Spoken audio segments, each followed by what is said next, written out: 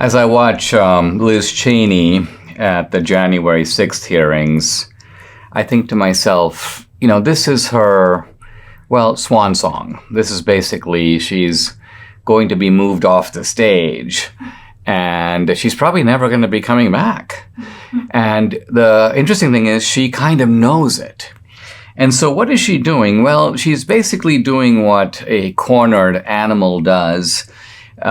She's sort of lashing out, and she's desperate. Political desperation is an interesting phenomenon to watch. And so Liz Cheney's sort of final, we may say, attempt to save her political career is to try to get Democrats to vote for her in the Republican primary in Wyoming. And the primary is coming up August 16th. And Liz Cheney has sent out a mailing to Wyoming Democrats on how to vote for her.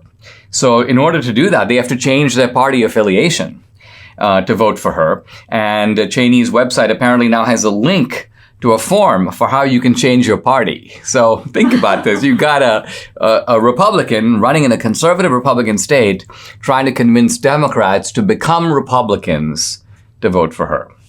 Now, she has apparently included in her campaign literature, she has directions on how Democrats can get absentee ballots.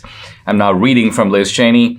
Quote, voted absentee ballots must be received in the county clerk's office by 7 p.m. on election night in order to be counted. Ballots received after this deadline will not be counted. She's even giving them the voter instruction rules. Now, what makes all of this odd is that, first of all, there seems to be something fundamentally unethical when you have a two-party system and you're running on rival platforms for someone in one party who is in a sense a sellout to the other party, trying to lure members of the other party, the Democratic Party, to vote in the Republican primary and in a sense to choose the Republican nominee that will then run against a Democrat. I mean, that just seems wrong. And Cheney was asked about it, whether she's going to do this and whether she's going to try to do this. And she said no. She goes, quote, that is not something that I have contemplated, that I have organized, or that I will organize. Well, how times have changed. Cheney realizes that this may be her only path. Now, I'm going to tell you why it's not going to work, but she is trying it. And her staff was asked about it, Jeremy Adler, her spokesman, and he basically gives this non-answer, or this bogus answer. He goes, Cheney is, quote, proud to represent all Wyomingites and is working hard to earn every vote. Wait, why are you working hard to earn every vote in the Republican primary? It's one thing if you said this in the general election, but it's very suspect. I'm working hard to earn every vote. This is very suspect. Now, the reason that she's, this is snake-like behavior. Debbie's right. She's like snake, and she is a snake.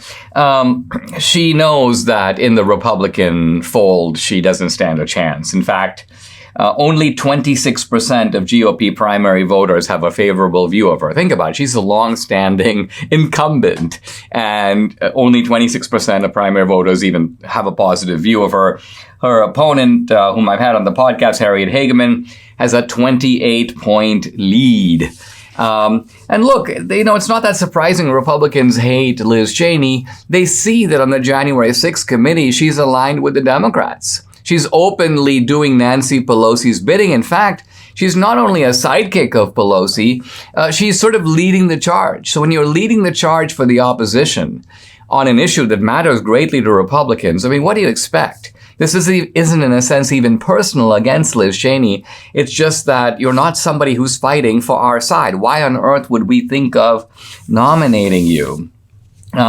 Interestingly, also, there's an element of dishonesty, and Debbie and I are going to talk about this probably later on the week, where Liz Cheney's campaign literature doesn't say one word about the January 6th hearings, not even a reference to it. She talks about, I'm a conservative, I voted for this, I voted for that.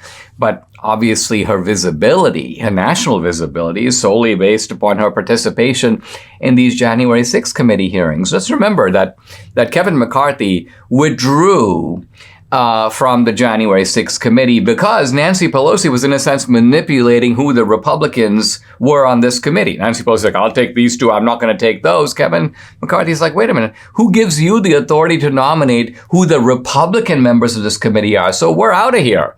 But then Nancy Pelosi realized, I need a Republican fig leaf. I've got this doofus Kinzinger. He'll like cry on cue. This guy's like a complete fake. And of course, his political career is completely over. But Pelosi realized, who else can I get who's going to kind of play my game? Liz Cheney, she's got a beef. She's got a family grudge and, she's lost all sight of reason and she's however conservative she is on other issues, that's not what matters to her. What matters to her is like, I got to get Trump. I got to get Trump. I got to get Trump. And whatever I have to do that. So Pelosi's like, what a convenient, useful idiot, to bring onto my side. Her personal grudges override everything. And look, so Liz Cheney gets to sort of do her last act, which is to enact out this kind of ancient feud, if you will. But in the meantime, in Wyoming, a powerful tsunami is building that basically is going to consume once and for all Liz Cheney.